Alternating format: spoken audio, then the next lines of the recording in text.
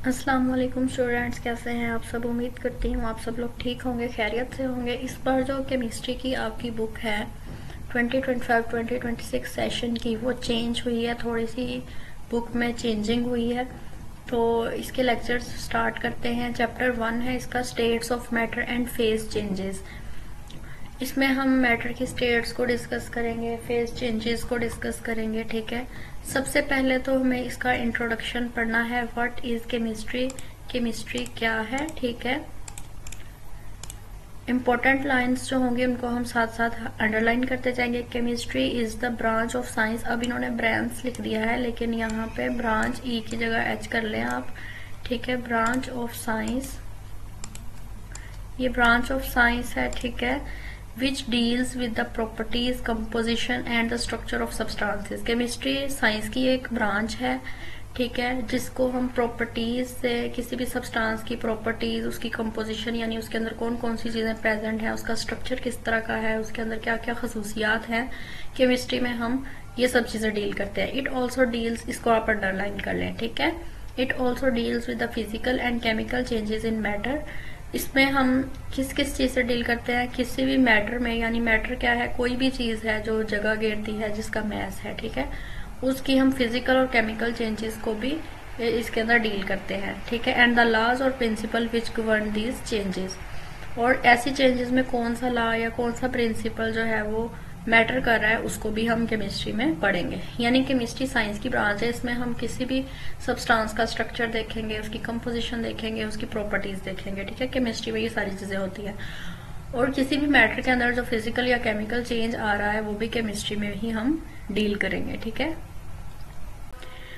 Next paragraph है determination of composition. अच्छा, यहाँ तक ये वाला जो पैराग्राफ था आपके पास, इसको तो आपने अच्छे से कर लेना है। ठीक है, लेकिन नेक्स्ट पैराग्राफ जो है, इसमें कुछ ज्यादा जो है वो याद रखने वाला नहीं है, बस समझने वाला है। इसमें आपको अगर आ भी जाता है तो ये मतलब पेपर में नहीं आएगा। केमिस्ट्री की डेफिनेशन वगैरह तो आ सकती है, लेकिन ये बस समझने के लायक ही है, याद करने के लायक नहीं है। ठीक है, determination of composition represent finding out percentage of elements. अब कंपोजिशन की जब डिटर्मिनेशन करते हैं तो उसके अंदर हम क्या फाइंड आउट करते हैं, किसी भी एलिमेंट की परसेंटेज। और कंपाउंड जो है, सैंपल, मैटर का जो सैंपल है उसके अंदर कितनी परसेंटेज एलिमेंट की प्रेजेंट है या कितनी परसेंटेज कंपाउंड की प्रेजेंट है। ठीक है, तो उसकी कंपोजिशन हमें डिटरमाइन करनी होती है। Structure of matter means the arrangement of atoms in matter. Structure of matter का क्या मतलब है कि मैटर के अंदर एटम्स की जो अरेंजमेंट है वो किस तरह से हुई हुई है। ठीक है, कोई भी मैटर है उसके अंदर एटम्स किस तरह से अरेंज हुए हुए हैं, तो वो उसका स्ट्रक्चर बताएगी। ठीक है, both physical and chemical changes में be brought about by absorption और एवोल्यूशन ऑफ एनर्जी। ट्रांसलेशन करके समझाने का मकसद ये है कि आपको वर्ड टू वर्ड समझ आए, सेंटेंस टू सेंटेंस समझ आए आपको, ताकि जब आप याद करें तो आपको मुश्किल ना हो, आपको हर सेंटेंस की समझ हो। ठीक है, branches of chemistry to understand the widely spread, ये भी, इसमें भी याद करने वाला कुछ नहीं है, लेकिन जब ब्रांचेस की डेफिनेशंस आएंगी तो वो हमने याद रखनी है। ठीक है, इसका इंट्रोडक्शन है to understand the widely spread complex subject of chemistry. अगर हमने केमिस्ट्री के इतने ज्यादा मतलब फैले हुए सब्जेक्ट को हमने समझना है, अंडरस्टैंड करना है, and to concentrate on its specific aspects, chemistry is divided into many distinct branches. Chemistry बहुत सारी ब्रांचेस में जो है वो डिवाइड हुई है। These branches have distinct areas of study for the scientist to focus on and to achieve breakthroughs and achieve advancements. ठीक है, सबसे पहले फिजिकल केमिस्ट्री। फिजिकल केमिस्ट्री क्या है? This branch investigates how substances behave at atomic and molecular levels. अब physical chemistry के अंदर हम क्या पढ़ते हैं कि कोई भी जो सब्सटेंस है वो एटॉमिक लेवल पे और मोलिकुलर लेवल पे किस तरह से बिहेव करता है, यानी कि उसकी फिजिकली जो बिहेव है उसका वो किस तरह का है, एटॉमिक लेवल पे और मॉलिक्यूलर लेवल पे। It provides clear explanation as to how fundamental physical laws governing our world cause atoms and molecules to show specific characteristics and in turn react to give huge structures related to life. इसमें clear explanation देंगे कि जो physical laws है जो हमारे atoms पे, molecules पे, ठीक है, उसकी स्पेसिफिक करेक्टरिस्टिक्स को शो करते हैं, एटम्स को, मॉलिक्यूल्स की स्पेसिफिक करेक्टरिस्टिक्स को शो करते हैं, और उसके बदले में जो रिएक्शंस होते हैं हमारी लाइफ के अंदर, जितने भी रिएक्शंस होते हैं उनके अंदर उनकी फिजिकल लॉज में जो गवर्न हो रहे हैं वहां पे उनको क्लियरली एक्सप्लेन करते हैं। ठीक है, physical chemistry is also use to predict and change the rates of reactions. Physical chemistry में ये भी होता है कि रिएक्शन का रेट भी चेंज कर सकते हैं, and thus optimise the conditions to carry out the reactions on industrial scale. और रिएक्शंस को इंडस्ट्रियल स्केल पे यानी बड़े पैमाने पे भी हम रिएक्शंस को करवा सकते हैं फिजिकल केमिस्ट्री के जरिए। उसके बाद है inorganic chemistry. It is the study of synthesis, composition, properties and structure of elements and compounds that contain little और नो कार्बन। इनऑर्गेनिक केमिस्ट्री में हम देखते हैं वो वाले एलिमेंट्स या कंपाउंड्स जिनके अंदर कार्बन प्रेजेंट नहीं होती या कार्बन बहुत कम मिकदार में प्रेजेंट होती है। ठीक है, उसकी उन कंपाउंड्स और उन एलिमेंट्स की हम सिंथेसिस देखते हैं, यानी वो कैसे बनते हैं, उनकी कंपोजिशन क्या है, उनकी प्रॉपर्टीज क्या है, क्या खसूसियात है, उनका स्ट्रक्चर किस तरह का है, ये सारी बातें हम इनऑर्गेनिक केमिस्ट्री में पढ़ेंगे। An inorganic substance can be composed of metals. अब इनऑर्गेनिक सब्सटेंस जो है वो किस चीज से मिलकर बना हो सकता है, मेटल से, नॉन मेटल से, या फिर मिक्सचर ऑफ दीज यानी मेटल नॉन मेटल के मिक्सचर से, सॉल्ट से, एसिड से, बेसिस से। ठीक है, inorganic compounds are used as fertilisers. अब इनऑर्गेनिक कंपाउंड्स को हम फर्टिलाइजर्स के तौर पे यूज करते हैं। इसके यूजेस आपने भी याद रखने, डेफिनेशंस और इसके यूजेस। ठीक है, मेडिसिन में यूज करते हैं हम इसको, कैटालिस्ट के तौर पे यानी रिएक्शंस में कैटालिस्ट जो होते हैं। ठीक है, पिगमेंट्स के तौर पे, कोटिंग्स यानी कि जो हम पेंटिंग वगैरह के पेंट के ऊपर जो कोटिंग वगैरह होती है, ठीक है, उसके अंदर यूज करते हैं, और ऐसी बहुत सारी ब्रांचेस में। नेक्स्ट है ऑर्गेनिक केमिस्ट्री। ऑर्गेनिक केमिस्ट्री क्या है? It is the branch of chemistry that deals with the carbon compounds, यानी ऐसे कंपाउंड्स जिनके अंदर कार्बन और हाइड्रोजन प्रेजेंट है, हाइड्रोकार्बन जिसको हम बोलते हैं, और उनके जो डेरिवेटिव्स हैं उनके साथ ये डील करता है। ठीक है, कार्बन कंपाउंड्स के साथ। Other than its simple salts like carbonates, bicarbonates, oxides and carbides. In this branch we study the structure. इसके अंदर हम क्या करेंगे? स्ट्रक्चर को पढ़ेंगे, फॉर्मेशन यानी वो कैसे बना, उसकी खसूसियात क्या है, प्रॉपर्टीज क्या है, उसकी कंपोजिशन क्या है, किस किस चीज से मिलकर बना है, कितनी परसेंटेज हर चीज की उसके अंदर प्रेजेंट है। ठीक है, and reactions of carbon containing compounds, और कार्बन कंटेनिंग कंपाउंड्स के रिएक्शंस को। Organic compounds are found in all forms of life. अब ऑर्गेनिक कंपाउंड जो है वो जिंदगी जो लाइफ के तमाम फॉर्म्स में ये प्रेजेंट है, पाई जाती है, and are also essential for life, और लाइफ के लिए ये जरूरी भी है। नेक्स्ट है इन्वायरमेंटल केमिस्ट्री। अच्छा, वैसे ये सारी केमिस्ट्री की जो ब्रांचेस हैं इनके नेम से पता चल रहा है कि इसमें हम क्या पढ़ने वाले हैं। ठीक है, इन्वायरमेंटल में जो है वो साफ नजर आ रहा है कि इन्वायरमेंट के बारे में, हमारे इर्द गिर्द जो जितना भी स्पेस है, प्लैनेट्स हैं, हमारी इन्वायरमेंट है, अर्थ है, ठीक है, उसके बारे में ही इसमें रीड करेंगे obviously. It is the scientific study of chemical and biochemical phenomena that occur in this planet. ठीक है, अब इसमें जितना भी हमारे इस प्लैनेट के अंदर जितने भी केमिकल या बायोकेमिकल फिनोमेनाज हो रहे हैं उनकी साइंटिफिक स्टडी को हम इन्वायरमेंटल केमिस्ट्री बोलते हैं। In this subject, we study the sources, reactions, effects and fates of chemical species in air, soil and water environments. इसमें हम पढ़ेंगे कि हमारी जो मिट्टी है, हवा है या पानी है, इन तीनों इन्वायरमेंट्स के अंदर कौन सी केमिकल स्पीशीज प्रेजेंट है, रिएक्शंस कौन से हो रहे हैं, उनके इफेक्ट्स क्या हो रहे हैं, सोर्सेज कौन कौन से हैं। ठीक है, Without this, it would be impossible to study the effects that humans have on environment through the release of chemicals. अगर environmental chemistry ना होती तो ये हमारे लिए impossible हो जाता कि humans जो हैं, जो इंसान हैं, जो chemicals release करते हैं अपने different reactions के जरिए, तो उनका environment पे क्या असर हो रहा है। environmental chemistry अगर ना होती तो हम ये जान ना पाते। ठीक है, It helps in understanding the causes, effects and solutions of different types of pollution. अब ये मदद करती है कि पोल्यूशन के क्या काजेज हैं, उसके इफेक्ट क्या हो सकते हैं, क्या नुकसानात हैं उसके, क्यों हो रही है पोल्यूशन, और कितनी किस्म की ये पोल्यूशन है, और इनका सोल्यूशन क्या हो सकता है, इसको कैसे हम कंट्रोल कर सकते हैं। ठीक है, नेक्स्ट है एनालिटिकल केमिस्ट्री। एनालिटिकल केमिस्ट्री क्या है? This branch of chemistry deals with the analysis of different substances. Different substances की इसमें हम एनालिसिस करते हैं। इट इन्वॉल्व सेपरेशन, इसमें हम किसी भी चीज को सेपरेट करने के लिए, उसकी आइडेंटिफिकेशन, उसकी पहचान करने के लिए, डिटर्मिनेशन, उसको पहचानने के लिए या फिर कोई भी किसी भी चीज को डिटरमाइन करने के लिए ऑफ द कंसंट्रेशन, उसकी concentration of components present in material things, किसी भी जो है मटेरियल थिंग के अंदर उसकी किसी भी चीज की कंसंट्रेशन या उसके कंपोनेंट जो है उसको फाइंड आउट करने के लिए, उसकी सेपरेशन करने के लिए, आइडेंटिफिकेशन करने के लिए एनालिटिकल केमिस्ट्री यूज होती है।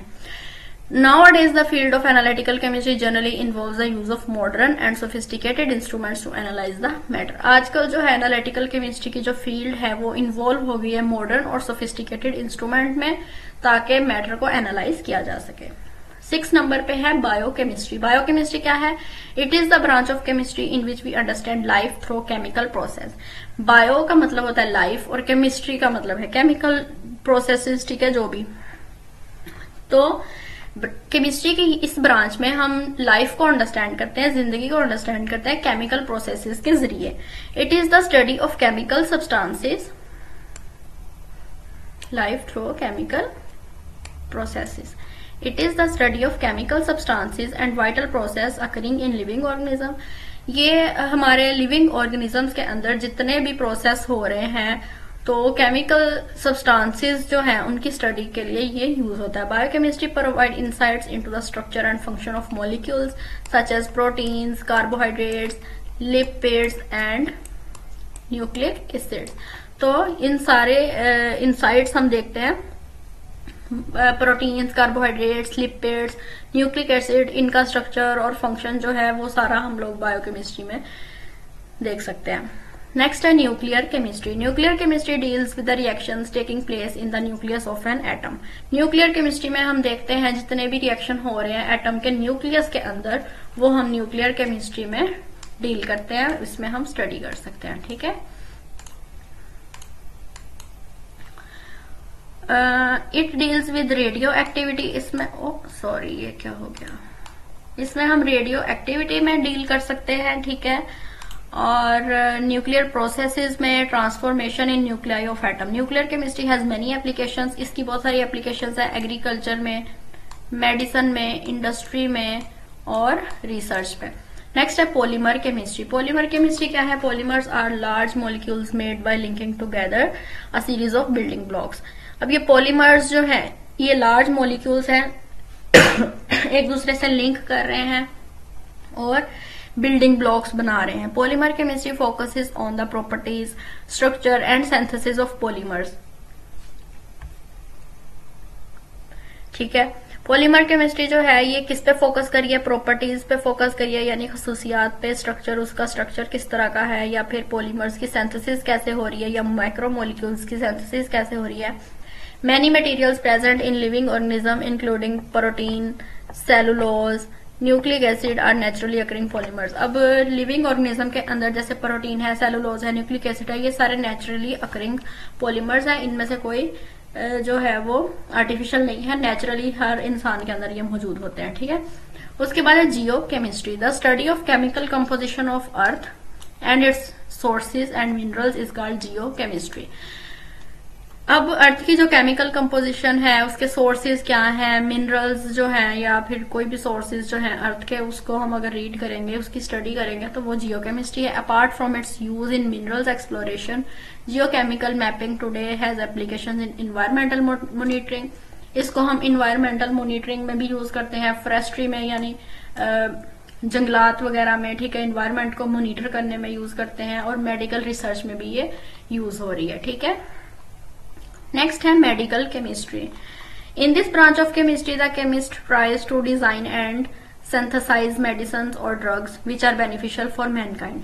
अब मेडिसिनल केमिस्ट्री जो है, इसमें केमिस्ट जो है वो ट्राई कर रहे हैं मेडिसिन या ड्रग्स को सिंथेसाइज करने के लिए या डिजाइन करने के लिए जो हमारे इंसानों के लिए बेनिफिशियल हो, हमारे लिए फायदेमंद हो। It includes the discovery, delivery, absorption and metabolism of drugs in human body. इसमें ये डिस्कवर करेंगे, डिलीवर करेंगे, एब्जॉर्प्शन करेंगे ह्यूमन बॉडी के अंदर ड्रग्स को, ठीक है। नेक्स्ट है astro chemistry. It is the study of molecules and ions recurring in space and Interstellar space. एस्ट्रोकेमिस्ट्री में हम मॉलिक्यूल्स और आयंस को स्टडी करते हैं स्पेस में या इंटरस्टेलर स्पेस में। In this discipline we study the abundance and reactions of atoms, molecules and ions in the universe. इसमें हम देखेंगे कि एटम्स, मॉलिक्यूल्स या फिर आयंस जो है यूनिवर्स के अंदर कितने प्रेजेंट है, उनका रिएक्शन क्या हो रहा है रेडिएशन के साथ, ठीक है, विद रेडिएशन। ठीक हो गया स्टेट्स ऑफ मैटर, ठीक है। सेकेंड टॉपिक है ये हमारी बुक का, फर्स्ट चैप्टर का। This world is made up of matter and energy. ये बात तो हम सबको पता है कि ये दुनिया जो है ये मैटर और एनर्जी से मिलकर बनी है। मैटर क्या है? Everything that has mass and occupy space. यानी मैटर क्या है? हर वो चीज जो वजन रखती है, जिसका यानी कोई भी वजन है, ठीक है, और वो जगह घेरती है, उसको हम मैटर बोलते हैं, ठीक है। Energy is non material in nature. Energy जो है ये नॉन मटेरियल है, यानी नजर नहीं आती, ना इसका कोई वजन है। Anything other than energy which carries weight and occupies volume is called matter. Energy के अलावा हर वो चीज जो वजन रखती है और ऑक्यूपाइज वॉल्यूम, जगह घेरती है, इज कॉल्ड मैटर, ठीक है। इसको आप अंडरलाइन कर लें। Which carries which carries weight and occupies volume is called matter, ठीक है। अब ये दुनिया जो है ये मैटर और एनर्जी से मिलकर बनी है। एनर्जी जो है ये नॉन मटेरियल है, ये भी आपको एमसीक्यूज में पूछा जा सकता है, ठीक है। We encounter material things everywhere in all sort of different and distinct forms.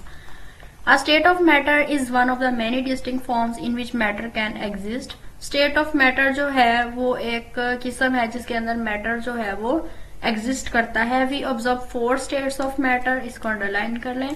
In everyday life, हमारी डेली लाइफ में 4 states of matter है। फर्स्ट है सॉलिड, यानी सॉलिड कोई सख्त चीज, ठीक है, लिक्विड और गैस, ठीक है, एंड प्लाज्मा भी। Apart from these there are more states of matter which we do not see in our everyday life. इसके अलावा भी स्टेट्स ऑफ मैटर हैं, लेकिन वो हमें अपनी लाइफ में, डेली लाइफ में नजर नहीं आती। फिलहाल हम इन 4 को डिस्कस करेंगे। The 3 primary states of matter are solid, liquid and gaseous.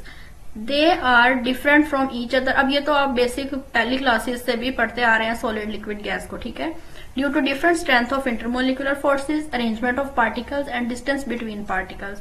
अब जो तीनों स्टेट्स हैं चारों, ये एक दूसरे से किस तरह डिफरेंट है? इनकी स्ट्रेंथ डिफरेंट है इंटरमोलिकुलर फोर्सेज की, पार्टिकल्स की अरेंजमेंट डिफरेंट है, पार्टिकल्स के अंदर डिस्टेंस जो है वो डिफरेंट है, किसी के अंदर डिस्टेंस ज्यादा है, किसी के अंदर कम है, ठीक है। In gases molecules are very widely apart with no order whatever and every weak intermolecular forces, very weak intermolecular forces। अब जो गैसेस हैं इनके अंदर मॉलिक्यूल्स दूर दूर होंगे, ठीक है, और इंटरमोलिकुलर फोर्सेस जो हैं इसके अंदर वीक हैं, ठीक है। फॉर एग्जांपल अगर यहाँ पे ड्रा हो जाएगा तो मैं आपको ड्रा करके दिखाती हूँ। अगर ये एक गैस का है तो इसका एक मॉलिक्यूल यहाँ होगा, एक यहाँ होगा, एक यहाँ होगा, यानी बहुत एक दूसरे से दूर दूर इसके मॉलिक्यूल्स होंगे, ठीक है। All these features make gases easily compressible. इसीलिए गैस जो है उसको इजिली कंप्रेस किया जा सकता है। Their densities are obviously very low. इसकी डेंसिटी भी लो होती है। ये आपको एमसीक्यूज में पूछे जा सकते हैं पॉइंट्स, ठीक है, अंडरलाइन कर लें। यानी इसकी इंटरमोलिकुलर फोर्सेज वीक होती हैं, मॉलिक्यूल्स जो हैं वो दूर दूर होते हैं, डेंसिटीज लो होती हैं। The liquids on the other hand have molecules which are closely attach but moving randomly. Liquids के अंदर गैसेज की निस्बत थोड़े करीब करीब होते हैं, लेकिन इतने करीब नहीं होते, वो मूव कर सकते हैं रैंडमली, ठीक है। There exist significant intermolecular forces between their molecules. और सिग्निफिकेंट इंटरमोलिकुलर फोर्सेज होते हैं उनके मॉलिक्यूल्स में। Liquids are therefore not easily compressible. ये इजीली कंप्रेसिबल नहीं होते। And their densities have higher values than those of gases. Gases की निस्बत इनकी डेंसिटीज जो है थोड़ी हायर होती है, ठीक है। Solids have a definite shape. Solids जो होते हैं इनकी एक खास शेप होती है और फिक्स वॉल्यूम होता है, ठीक है, वहां से उसको नहीं हिला सकते हम। Particles in solids are closely packed. Particles जो हैं वो क्लोजली पैक्ड है, एक दूसरे के बिल्कुल साथ साथ जुड़े हुए, ठीक है।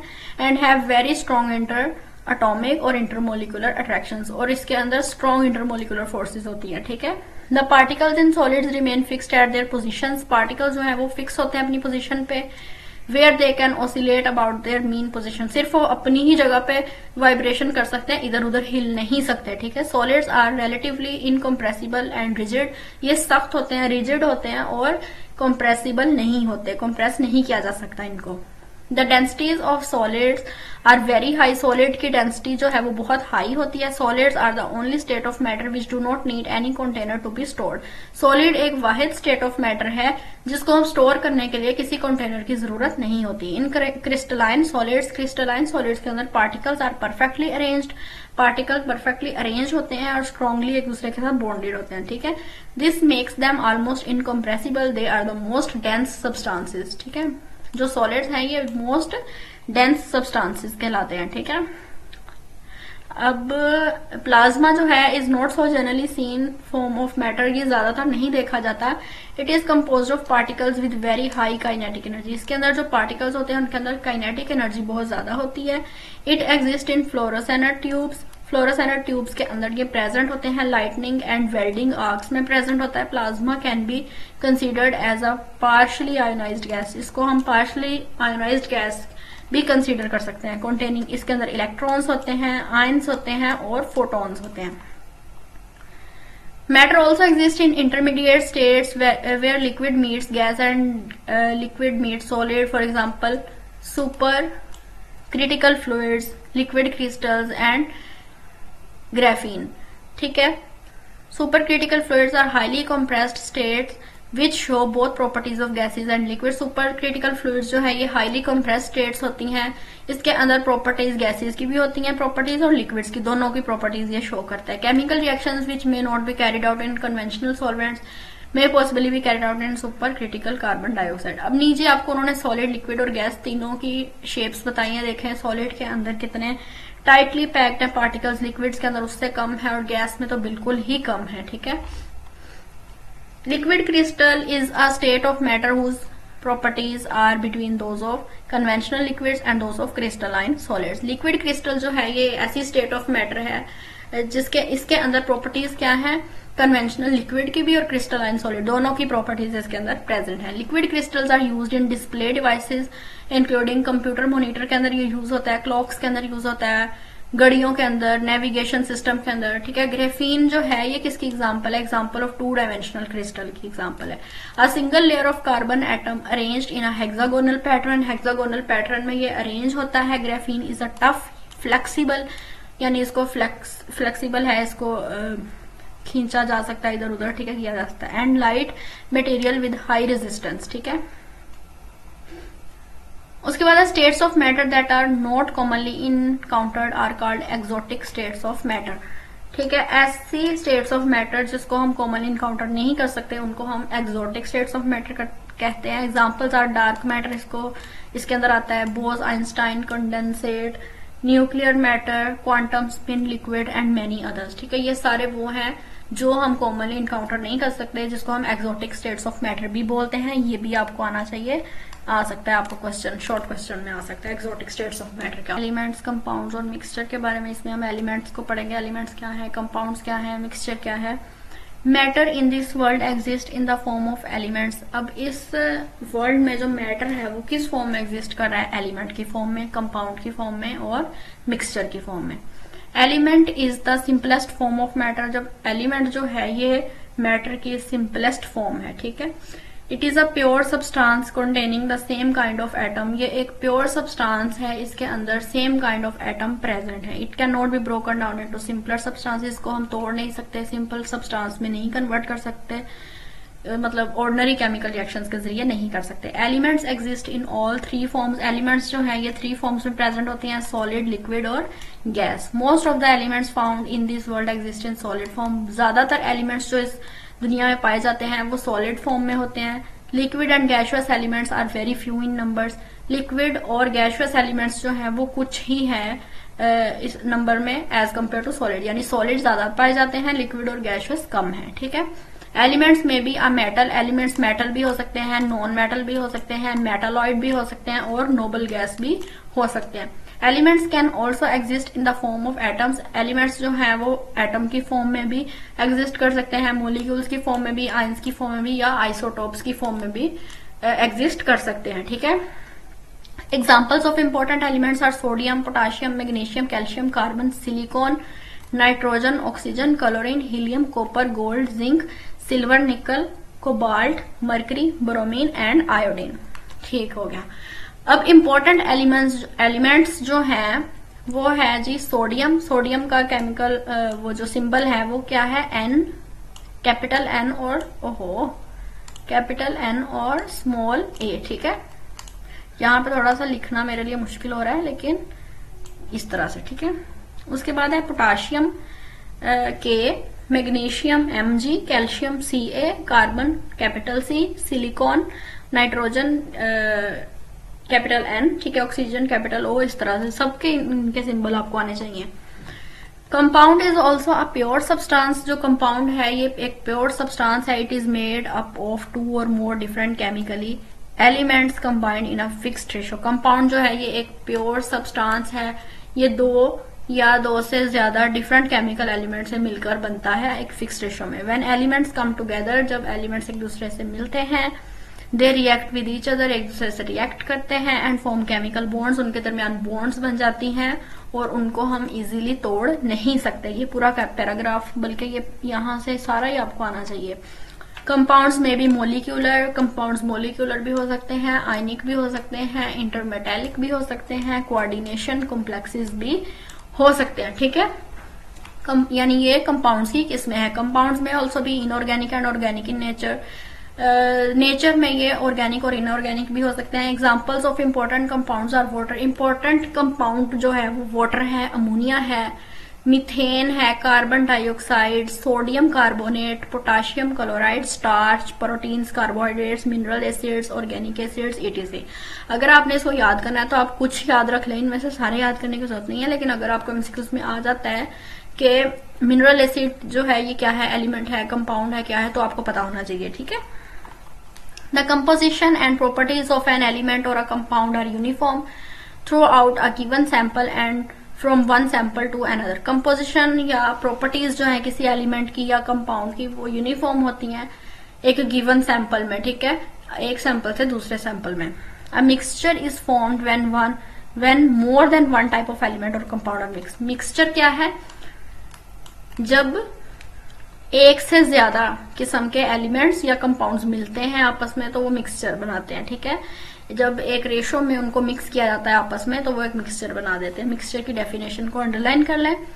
Air, soil, milk and tap water are everyday examples of mixture. हमारी हवा जो है उसके अंदर डिफरेंट जो है गैसेस पाई जाती हैं। ठीक है। ये मिक्सचर है। हमारी जो मट्टी है उसके अंदर डिफरेंट किस्म की जो है चीजें हैं। मिल्क है, उसके अंदर डिफरेंट प्रोटीन है और काफी कैल्शियम, विटामिन वगैरह। ठीक है। तो वो भी मिक्सचर है, उसके अंदर डिफरेंट एलिमेंट्स हैं, कंपाउंड्स हैं। A mixture can may be homogeneous और हेट्रोजीनियस। मिक्सचर जो है वो 2 किस्म का है, होमोजीनियस मिक्सचर और हेट्रोजीनियस मिक्सचर। ये उसके दोनों की टाइप्स हैं।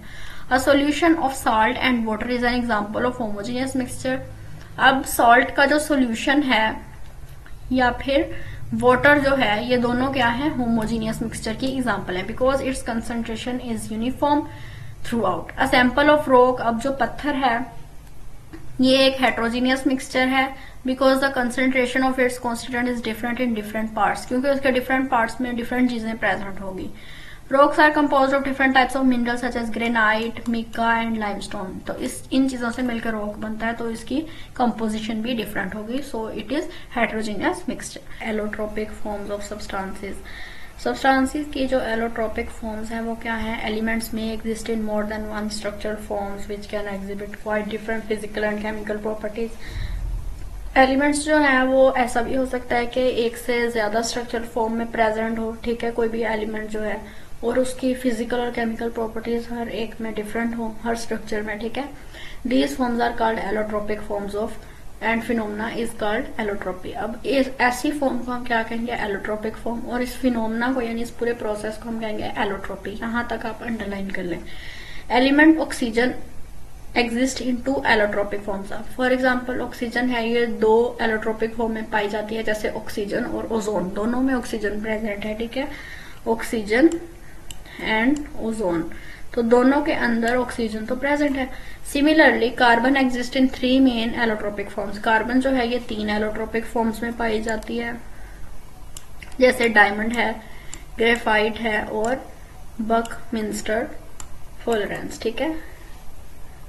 Diamond has a giant macromolecular structure. Diamond जो है इसके अंदर बड़ा सारा मैक्रोमोलिकुलर इसका स्ट्रक्चर है, लेकिन ग्रेफाइट जो है इसका लेयर्ड स्ट्रक्चर है हेक्सागोनल रिंग्स का, ठीक है, जिसके अंदर कार्बन प्रेजेंट होती है।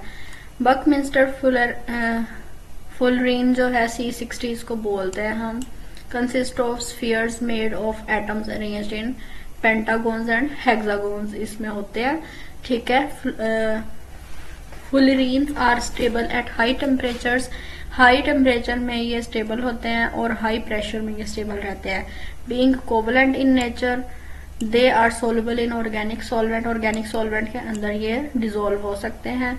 The fullerene structure is unique. इसका स्ट्रक्चर बड़ा यूनिक सा है, in that the molecule is not charged, has no boundaries, इसकी कोई बाउंड्रीज नहीं होती, हैज नो अनपेयर्ड इलेक्ट्रॉन्स, कोई अनपेयर्ड इलेक्ट्रॉन्स नहीं होते इसमें। They have a cage like structure, जैसे पिंजरे का स्ट्रक्चर होता है इस तरह का इसका स्ट्रक्चर है। C60 has a low melting point, इसका मेल्टिंग पॉइंट लो है। ये सारी इसकी खसूसियात आपने याद रखनी है, ये बहुत इंपॉर्टेंट पैराग्राफ है। It is soft and can not conduct electricity, इसके अंदर से इलेक्ट्रिसिटी नहीं गुजर सकती। एलिमेंट सल्फर ऑल्सो एग्जिस्ट इन 2 क्रिस्टलाइन एलोट्रोपिक फॉर्म। अब इसके बाद जो सल्फर है वो भी 2 क्रिस्टलाइन एलोट्रोपिक फॉर्म्स में पाया जाता है, एक है रोम्बिक और मोनोक्लाइन, ठीक है। The former is more stable than the latter. Rhombic जो है ये ज्यादा स्टेबल है मोनोक्लाइन की निस्बत, ठीक है। अब यहाँ differences between elements, compounds and mixtures, इसमें हम लोग डिफरेंस पढ़ेंगे एलिमेंट्स, कंपाउंड्स और मिक्सचर में। इन तीनों में क्या डिफरेंस है, एक दूसरे में कौन सी चीजें जो है वो इनके डिफर करती हैं। सबसे पहले एलिमेंट है। An element is the simplest form of matter. Matter की जो सबसे सिंपलेस्ट सादा फॉर्म होती है उसको हम एलिमेंट बोलते हैं। It is a pure substance containing same kind of atom. ये प्योर सब्सटेंस होता है और इसके अंदर सेम काइंड ऑफ एटम्स होते हैं, एक जैसे एटम सारे प्रेजेंट होते हैं, ठीक है। आप इसमें ये सिंपलेस्ट फॉर्म को अंडरलाइन करें, और ये प्योर सब्सटेंस होता है, सेम काइंड ऑफ एटम्स होते हैं, ठीक है। कंपाउंड क्या है? A compound is a pure substance, ये भी एक प्योर सब्सटेंस है। It is formed by chemical combination of 2 और मोर एटम्स और डिफरेंट एलिमेंट्स। अब जो कंपाउंड है वो कैसे बनता है? जब कोई से भी 2 या 2 से ज्यादा एटम्स, किसी भी एलिमेंट्स के, डिफरेंट एलिमेंट्स के 2 या 2 से ज्यादा एटम्स जो हैं उनकी केमिकल कॉम्बिनेशन होती है, तो उस केमिकल कॉम्बिनेशन के जरिए जो है वो कंपाउंड बनता है, ठीक है। 3rd नंबर पे है मिक्सचर्स। मिक्सचर्स क्या है? Mixture is an impure compound. ये एक इम्प्योर कंपाउंड है, यानी प्योर नहीं है। अ sample of matter having more than 1 type of elements और कंपाउंड्स मिक्स टुगेदर। अब मैटर का कोई भी सैंपल जिसके पास एक से ज्यादा एलिमेंट्स या कंपाउंड्स होंगे, उनको मिक्स करेंगे आपस में, तो किसी भी रेशो में, ठीक है, तो वो एक मिक्सचर बन जाएगा, ठीक है। इन तीनों में डेफिनेशंस में तो ये डिफरेंस हो गया। उसके बाद है element. It is not possible to break down an element into simpler particles by ordinary chemical reaction. किसी आम केमिकल रिएक्शन के जरिए एलिमेंट्स को हम तोड़ के सिंपलर पार्टिकल्स में कन्वर्ट नहीं कर सकते, ठीक है। लेकिन in a compound the atoms of elements must combine together by a fixed ratio by weight. Compound के अंदर जो एटम्स होते हैं एलिमेंट के, वो एक दूसरे के साथ कंबाइन होते हैं एक फिक्स रेशियो पे, ठीक है। For example in water H2O, for example पानी है उसमें H2O उसका फॉर्मूला है हाइड्रोजन और ऑक्सीजन, ठीक है। इनकी फिक्स रेशियो है। रेशो क्या है? 1:8 बाय वेट है इसकी, ठीक है। उसके बाद है जी mixture. Each component of mixture retain its identity and specific properties. Mixture के अंदर ईच कंपोनेंट जो है उसकी अपनी एक आइडेंटिटी होती है और उसकी अपनी ही स्पेसिफिक प्रॉपर्टीज होती हैं, ठीक है, खुसूसियात होती हैं। एलिमेंट में देखते हैं when an element exist in the form of atoms. जब कोई एलिमेंट एटम्स की फॉर्म में एग्जिस्ट कर रहा पाया जाता है, it is represented by a symbol, तो उसका कोई ना कोई सिंबल होता है। For example sodium and calcium are represented by their symbols Na and Ca। For example sodium का जो सिंबल है वो है Na और कैल्शियम का सिंबल है Ca। तो एलिमेंट्स जो हैं वो अपने सिंबल से पहचाने जाते हैं, ठीक है, रिप्रेजेंट किए जाते हैं। कंपाउंड क्या है? It is possible to break a compound into its constituent elements by a chemical reaction. Compound को हम कॉन्स्टिट्यूएंट एलिमेंट्स के अंदर ब्रेक डाउन कर सकते हैं, ये मुमकिन है, ठीक है, केमिकल रिएक्शन के जरिए। For example ammonia can be converted back to nitrogen. Ammonia को हम नाइट्रोजन में कन्वर्ट कर सकते हैं और हाइड्रोजन में by a suitable chemical reaction, यानी अमोनिया में NH3 अमोनिया का फॉर्मूला होता है और इसको हम कन्वर्ट कर सकते हैं नाइट्रोजन और हाइड्रोजन इसमें से ब्रेक डाउन करके निकाल सकते हैं एक केमिकल रिएक्शन के जरिए। मिक्सचर क्या है? अ मिक्सचर में बी होमोजीनियस और heterogeneous.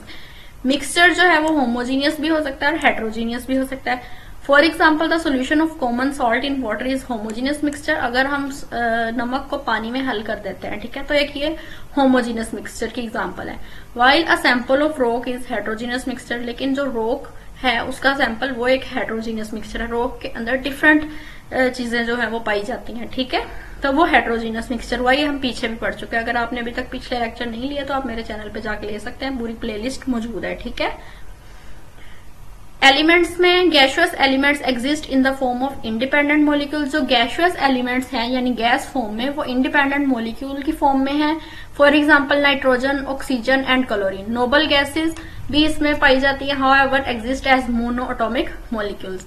The properties of compound are always different from elements. अब कंपाउंड की जो प्रॉपर्टीज होती हैं वो एलिमेंट से मुख्तलिफ होती हैं, from which it is form. For example the properties of water are different from those of hydrogen and oxygen. For example अगर पानी की प्रॉपर्टीज देखी जाए तो वो हाइड्रोजन और ऑक्सीजन से डिफरेंट होगी। हालांकि वो हाइड्रोजन और ऑक्सीजन से मिलकर ही बनता है पानी, लेकिन उसकी प्रॉपर्टीज उन दोनों से डिफरेंट होंगी, ठीक है। तो कंपाउंड की जो प्रॉपर्टीज है वो एलिमेंट्स से डिफरेंट होंगी। फॉर एग्जाम्पल हाइड्रोजन और ऑक्सीजन दोनों एलिमेंट्स हैं, लेकिन जब ये दोनों मिले वाटर बना तो वो एक कंपाउंड बन गया, ठीक है। तो कंपाउंड की प्रॉपर्टीज जो है वो एलिमेंट से हमेशा मुख्तलिफ होंगी। समझ आ रही है ना आपको? कोई भी क्वेश्चन होता है मुझसे कमेंट करके पूछ लिया करें, ठीक है। The components of a mixture are not. और अगर आप लोग ऑनलाइन ट्यूशन लेना चाहते हैं या कोई भी किसी भी बुक से रिलेटेड करना चाहते हैं तो मेरा नंबर डिस्क्रिप्शन में, चैनल के डिस्क्रिप्शन में दिया हुआ है, आप वहां पे मुझसे राब्ता कर सकते हैं, ठीक है। The components of a mixture are not chemically bound together. अब मिक्सचर के जो कंपोनेंट्स होते हैं वो केमिकली एक दूसरे से बाउंड नहीं होते हैं। They can be separated by physical methods. और फिजिकल मेथड्स के जरिए उनको अलग किया जा सकता है। For example helium and argon जो है ये एलिमेंट की एग्जाम्पल है। Compounds exist in the form of molecules. Compounds जो है मॉलिक्यूल्स की फॉर्म एग्जिस्ट करते हैं, पाए जाते हैं। For example hydrogen chloride, ammonia and water. Compounds में also exist as network arrangement of their atoms. For example ionic compounds like NaCl and covalent compounds like sand, SiO2, ठीक है। Sand का आपने ये फॉर्मूला याद रखना है। The properties of mixture are the sum of those of its components. अब mixture की जो प्रॉपर्टीज हैं वो उसके कंपोनेंट्स का सम करके ही बताई जा सकती हैं, ठीक है। यहाँ नंबर 6 है जिसका टॉपिक जो है, इसका मतलब है solution, colloidal solution and suspension. A solution, अब इसमें हम लोग रीड करेंगे सोल्यूशन की डेफिनेशन, कोलॉइडल सोल्यूशन, सस्पेंशन, इन सब की डेफिनेशन रीड करेंगे, इनका कॉन्सेप्ट क्या है, ठीक है। बेसिकली आपने इसके अंदर इनकी डेफिनेशंस को अच्छे से याद कर लेना है, ठीक है। और solution is such a mixture in which solute particles are completely homogenized in solvent. अब सोल्यूशन जो है ये एक ऐसा मिक्सचर है जिसके अंदर सोल्यूट पार्टिकल्स जो है वो कम्प्लीटली होमोजेनाइज यानी मिक्स हो जाए सॉल्वेंट के अंदर। For example dissolution of sodium chloride और copper sulphate in water. The solute particles in such a solution cannot be seen by naked eye. और उसके अंदर जो solute particles होते हैं वो इस तरह से डिसोल्व हो जाते हैं कि आम आंख से फिर हम उनको नहीं देख सकते। If solution is filtered, अगर ऐसे सोल्यूशन को फिल्टर किया जाए, these particles pass through the pores of filter paper, तो इसके जो पार्टिकल्स होते हैं सोल्यूट पार्टिकल्स वो अंदर लिक्विड के यानी सॉल्वेंट के इतना अच्छी तरह से मिक्स हो जाते हैं कि वो फिल्टर पेपर के अंदर से भी गुजर जाते हैं। लिविंग नो रेजिड्यू, पीछे कुछ नहीं बचता। Such a solution is called a true solution. ऐसे सोल्यूशन को हम ट्रू सोल्यूशन बोलते हैं। ट्रू सोल्यूशन की डेफिनेशन आपसे पूछी जा सकती है। अ suspension on the other hand, अब सस्पेंशन क्या है? Is a mixture in which solute particles do not dissolve in the solvent. Suspension जो है एक ऐसा मिक्सचर है जिसके अंदर सोल्यूट पार्टिकल्स जो है वो सॉल्वेंट के अंदर मिक्स नहीं होते। We can actually see these particles, और हमें असल में वो पार्टिकल्स नजर आ रहे होते हैं उस सॉल्वेंट के अंदर वैसे के वैसे ही। If a suspension is kept for some time, अगर हम उस सस्पेंशन को कुछ देर के लिए रख दें, दीज पार्टिकल्स सेटल डाउन, तो वो जो पार्टिकल्स हमें नजर आ रहे होते हैं वो नीचे बैठ जाते हैं। Again if this suspension is filtered, और अगर हम इस सस्पेंशन को फिल्टर करें, the particle in it can not pass through pores of filter paper, तो पार्टिकल्स जो हैं वो फिल्टर पेपर के पोर्स में से नहीं गुजरेंगे, ठीक है, बल्कि वहीं पे रुक जाएंगे। And can be collected as a residue, और रेजिड्यू के तौर पे वहां पे कलेक्ट हो जाएंगे। A mixture of chalk in water, for example अगर हम पानी के अंदर चॉक का मिक्सचर डालते हैं तो वो सस्पेंशन ही रहेगा, यानी वो सस्पेंशन होगा, यानी उसके अंदर सोल्यूट जो है वो सॉल्वेंट के अंदर मिक्स नहीं होगा, ठीक है। उसके बाद है beside a true solution and a suspension, अगर हम ट्रू सोल्यूशन और सस्पेंशन को साइड पे रख दें, there is a third form of solution called colloidal solution. Third form of solution है कोलोइडल सोल्यूशन। यहाँ पे आपको इन तीनों की डायग्राम्स भी दिखाई गई हैं, ठीक है। ये सस्पेंशन की है, चॉक इन वाटर, ठीक है। ये सोल्यूशन है जिसके अंदर कोई रेजिड्यू, कोई पार्टिकल हमें नजर नहीं आ रहा, यानी पूरी तरह से सोल्यूट जो है वो सॉल्वेंट के अंदर मिक्स हो चुका है, ठीक है। कोलोइडल सोल्यूशन क्या है? In this type the solute particles do not homogenise with solvent, solvent के साथ वो मिक्स नहीं होते। These particles are a little bit bigger than the solute particles. ये पार्टिकल्स जो हैं ये सोल्यूट पार्टिकल्स से थोड़े से बड़े होते हैं, प्रेजेंट इन ट्रू सोल्यूशन के अंदर प्रेजेंट होते हैं, but not big enough to be seen with naked, लेकिन इतने बड़े नहीं होते कि हम उन्हें आम आंख से देख सकें, जैसे सस्पेंशन में देख सकते थे, ठीक है। Like the particles present in suspension, वही बात होगी। If kept for some time, अगर हम उन्हें कुछ देर के लिए रखते हैं, the particles of colloidal solution do not settle down, अगर हम उन्हें रख भी दें तो वो पार्टिकल्स जो है वो नीचे नहीं बैठेंगे, जैसे सस्पेंशन में नीचे बैठ गए थे, ठीक है। On filtration these particles pass through the filter paper like the particles of true solution, अगर हम इसको फिल्टर करेंगे तो फिल्टर पेपर में से भी ये गुजर जाएंगे, ठीक है। स्टार्च सोल्यूशन इसकी एग्जाम्पल है, और white of an egg, egg के जो व्हाइट को अगर हम छानेंगे भी तो भी वो फिल्टर पेपर में से गुजर जाएगी, वाकई ये बात सही है। Are the common example of colloidal solutions, ठीक है। ये कोलोइडल सोल्यूशन की एग्जाम्पल थे। तो इसको आपने, इसका कॉन्सेप्ट अच्छे से याद रखना है। इसमें आपने ट्रू सोल्यूशन की डेफिनेशन और कोलोइडल सोल्यूशन की, सस्पेंशन की, formation of unsaturated and saturated solution, इसमें हम लोग देखेंगे कि अनसैचुरेटेड और सैचुरेटेड सॉल्यूशंस को कैसे हम बनाते हैं, उसकी फॉर्मेशन कैसे होती है, ठीक है, यानी हम उसको कैसे बनाते हैं। Take about 100 gram of water in a beaker, सबसे पहले 100 ग्राम ऑफ वाटर लेना है एक बीकर में। Add to it 5 gram of table sugar, उसके अंदर 5 ग्राम हमने क्या ऐड करना है? Table sugar. And stir it, उसके बाद हमने उसको हल कर देना है। The sugar will dissolve in water, sugar जो है, चीनी जो है वो पानी के अंदर हल हो जाएगी, डिजोल्व हो जाएगी। Then add another 5 gram of sugar and stir, उसके बाद हमने 5 ग्राम मजीद शुगर उसके अंदर ऐड करनी है, उसको मिक्स करना है। दिस विल ऑल्सो डिजोल्व, ये भी उसके अंदर डिजोल्व हो जाएगी। This solution is called an unsaturated solution, ऐसे सोल्यूशन को हम अनसैचुरेटेड सोल्यूशन कहेंगे। कैसे सोल्यूशन को? A solution which can dissolve more amount of solute at particular temperature is called unsaturated solution. इसकी डेफिनेशन को याद कर लेना है आपने, ठीक है। ऐसा सोल्यूशन जो सोल्यूट की ज्यादा मिकदार को डिजोल्व कर ले एक खास टेम्परेचर पे, उसको हम अनसैचुरेटेड सोल्यूशन बोलते हैं। Continue adding sugar in above solution as the quantity of sugar in water increases, its solution will become more difficult. अब हम उसके अंदर अगर मजीद शुगर ऐड करते जाएंगे उसी सोल्यूशन के अंदर, तो एक स्टेज ऐसा आएगा कि उसके अंदर क्वांटिटी ऑफ शुगर तो इंक्रीज कर रही है, ठीक है, तो जिसकी वजह से अब उसके अंदर मजीद चीनी हल होना मुश्किल हो जाएगी, ठीक है। A stage comes when no more sugar will dissolve in water, एक स्टेज ऐसा आएगा जब ये चीनी जो है, शुगर जो है वो पानी के अंदर डिजोल्व होना बंद हो जाएगी, ठीक है। Any more sugar added at this stage will settle down at the bottom of beaker, जितनी भी हम शुगर ऐड करेंगे वो नीचे बीकर में बैठती जाएगी, हल नहीं होगी। This solution is called a saturated solution, और ऐसे सोल्यूशन को हम सैचुरेटेड सोल्यूशन बोलते हैं at a particular temperature of process. A solution in which maximum amount of solute has been, अब इधर सैचुरेटेड सोल्यूशन की डेफिनेशन आ रही है, इसको आपने याद कर लेना है, ठीक है, अंडरलाइन कर ले। A solution in which the mixture maximum amount of solute has been dissolved in particular amount of solvent, ऐसा सॉल्यूशन जिसके अंदर सोल्यूट की मैक्सिमम अमाउंट जो है वो पर्टिकुलर अमाउंट ऑफ सॉल्वेंट के अंदर डिसॉल्व हो चुकी है एक खास टेम्परेचर में, ऐसे सॉल्यूशन को हम सैचुरेटेड सॉल्यूशन बोलते हैं। ठीक है। Different solutes have different solubilities. अब डिफरेंट सोल्यूट्स हैं, उनकी सोलिबिलिटीज भी डिफरेंट हैं in particular solvent. For example, if the solution of table sugar and sodium chloride are prepared, अगर हम टेबल शुगर और सोडियम क्लोराइड का सॉल्यूशन प्रिपेयर करें, it is found that 36 gram of sodium chloride can dissolve in 100 gram of water। तो हमें ये पता चलेगा कि 36 ग्राम जो है सोडियम क्लोराइड क्या है, सॉल्ट है, तो ये 100 ग्राम ऑफ वाटर में डिसॉल्व हो सकता है at 20 degree centigrade to give a saturated solution. जब 20 डिग्री सेंटीग्रेड पे अगर हम इसको करेंगे ऐसे तो ये हमें सैचुरेटेड सोल्यूशन देगा। इसके against 203.9 gram of table sugar can dissolve in water at 20 degree centigrade to give its saturated solution.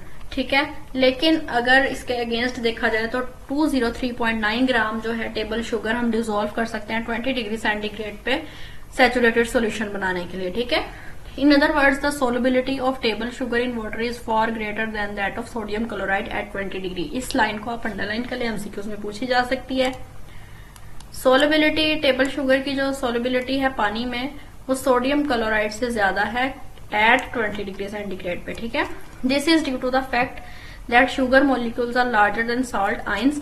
तो ये फैक्ट भी है कि शुगर मॉलिक्यूल्स जो हैं ये सॉल्ट आइन से बड़े हैं। So more water molecules can surround a single sugar molecule. तो एक शुगर मॉलिक्यूल को इर्द गिर्द से सराउंड करने के लिए ज्यादा पानी दरकार होता है। ठीक है।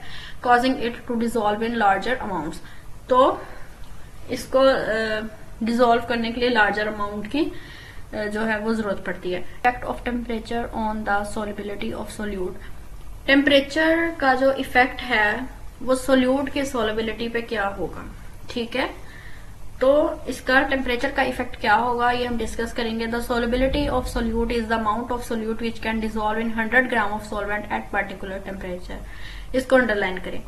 सोलिबिलिटी क्या है? किसी भी सोल्यूट की सोलिबिलिटी एक अमाउंट ऑफ सोल्यूट है जिसके अंदर 100 ग्राम ऑफ सॉल्वेंट जो है एक पर्टिकुलर टेम्परेचर पे हम डिसॉल्व कर सकते हैं। ठीक है। Change in temperature has different effects on solubility of different compounds.